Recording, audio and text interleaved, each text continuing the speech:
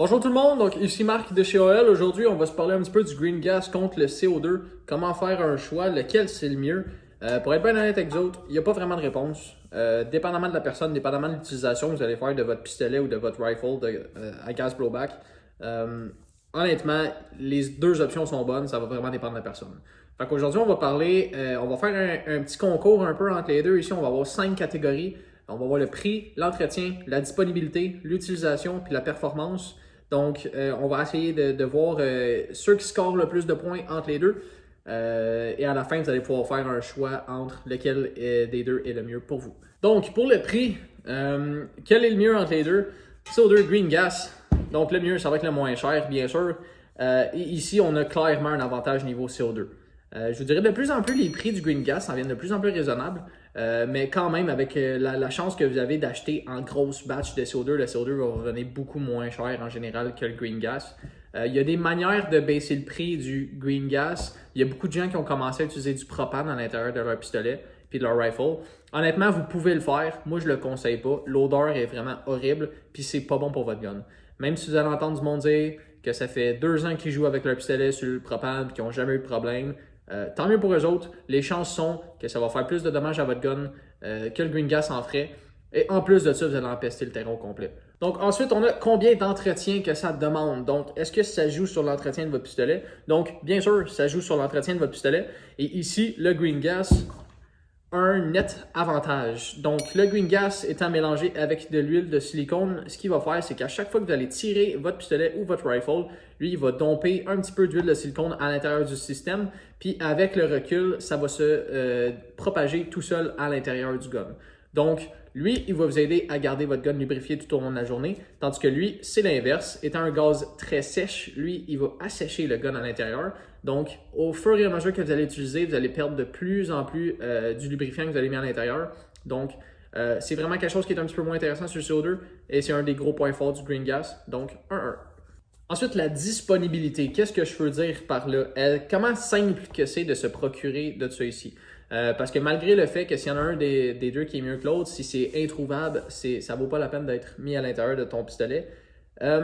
Honnêtement, les deux sont quand même assez faciles à trouver en général, surtout maintenant avec Amazon. Vous pouvez en trouver à peu près n'importe où. Mais admettons, là, vous en allez à la game, puis là, vous réalisez, vous rouvrez le sac, votre ami a oublié son CO2 et son Green Gas, il n'a rien amené. C'est quoi les chances que vous en trouvez en chemin?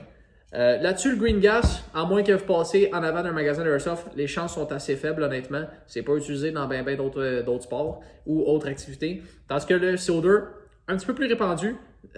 Si vous passez en avant d'une shop de paintball, peut-être, si vous passez en avant d'un aquarium, souvent les aquariums vont utiliser du CO2. Si vous passez en avant une quincaillerie, si vous passez en avant un Canadian Tire, il y a plus de chances que vous en trouvez du CO2. Puis aussi, en général, là, dernièrement, nous autres ici en magasin, on a eu des ruptures de stock de Green Gas pendant un petit bout. Tandis que le CO2, c'est pas arrivé. CO2, la majorité des magasins vont toujours en avoir. Donc, point ici pour le CO2. Donc, l'utilisation ou la facilité d'utilisation, comme je l'appelle, comment facile que c'est d'utiliser ces deux produits-là ici. Donc, premièrement, on a un marque Green Gas. Pour remplir de Green Gas, c'est très simple. On a la canne, on enlève le cap. Pour remplir, la canne à l'envers, le mag à l'envers, on aligne la pin dans le trou, on remplit. Aussi simple que ça. Ça va marcher si votre mag est à la moitié vide, si votre mag est 3/4 plein, pas important, en autant que ce ne soit pas déjà rempli, bien sûr. Plus facile d'utilisation. Le CO2, souvent, ça va être en dessous de la base plate. Il faut enlever la base plate, comme ça. Ensuite de ça, il y a un Allen key, des vis. On met la canisse à l'intérieur, on revisse, on s'assure de visser assez rapidement pour ne pas perdre du gaz. C'est beaucoup plus lent, puis en général, c'est un petit peu moins c'est plus difficile d'utilisation. Là, si vous avez votre Allen key sur le terrain puis vous le perdez, vous êtes un peu fait. Vous n'êtes pas capable de changer vos canisses de CO2. Green Gas, pas besoin d'outils. Donc, point ici pour le Green Gas facilement. Pour finir, on a la plus grosse catégorie et la catégorie la plus importante, ça va être la performance. Donc là, il y a plusieurs façons qu'on peut décrire la performance, de c'est quoi la performance. Fait qu'on va parler un petit peu de ça. Premièrement, performance en termes de FPS, ce qui va gagner, ça va être le CO2 généralement.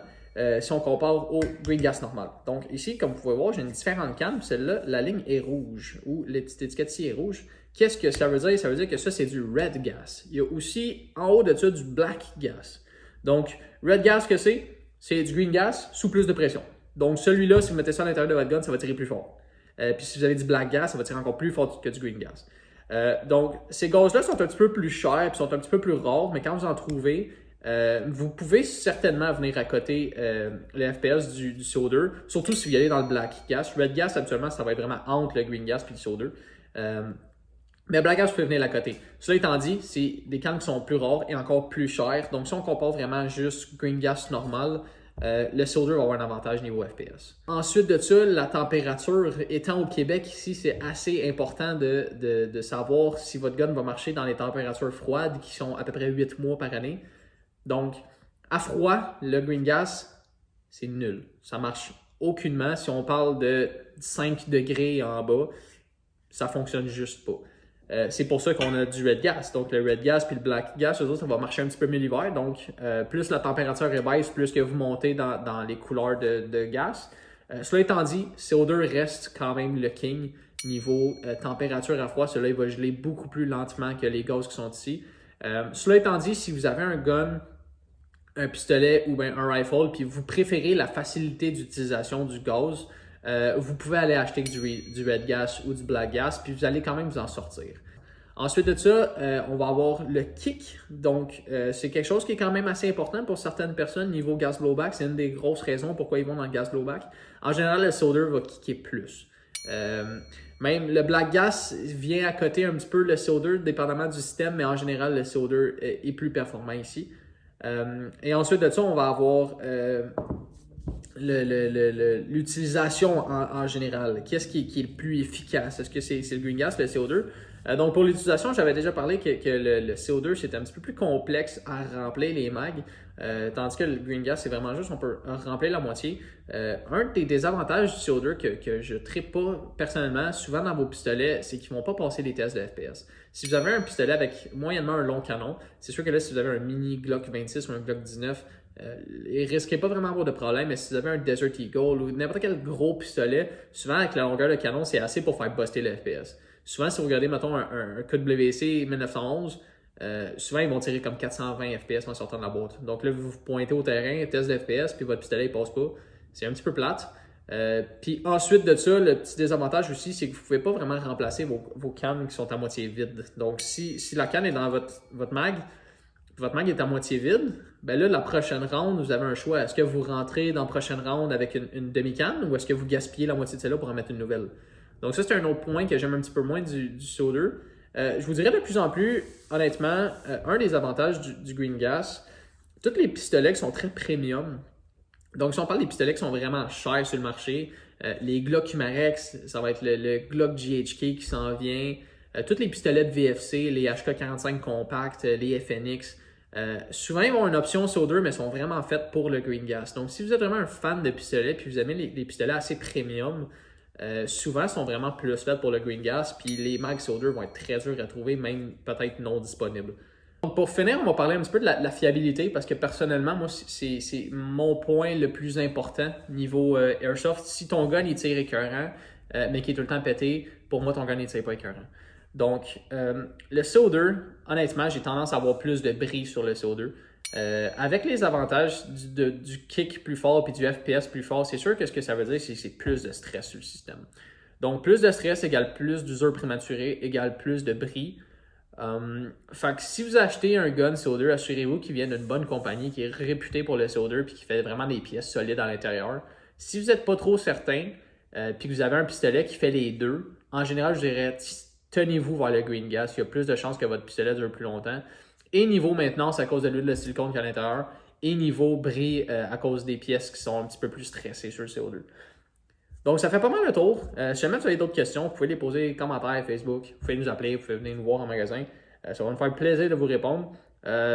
Si j'avais à donner, moi, mon opinion personnelle, puis honnêtement, l'opinion de tous les employés qui travaillent ici, tout le monde préfère plus le green gas. Surtout pour la facilité d'utilisation. Juste remplir les mags, déjà là, c'est un gros point fort. Puis comme je l'ai mentionné tantôt, la performance est vraiment en train de s'accoter. Le green gas est de plus en plus performant. Puis même si vous avez un vrai bon pistolet, ça dépasse le CO2. La seule chose que ça dépasse pas, ça va être le FPS. Mais ça, vous pouvez toujours venir vous ajuster avec le red et le black gas.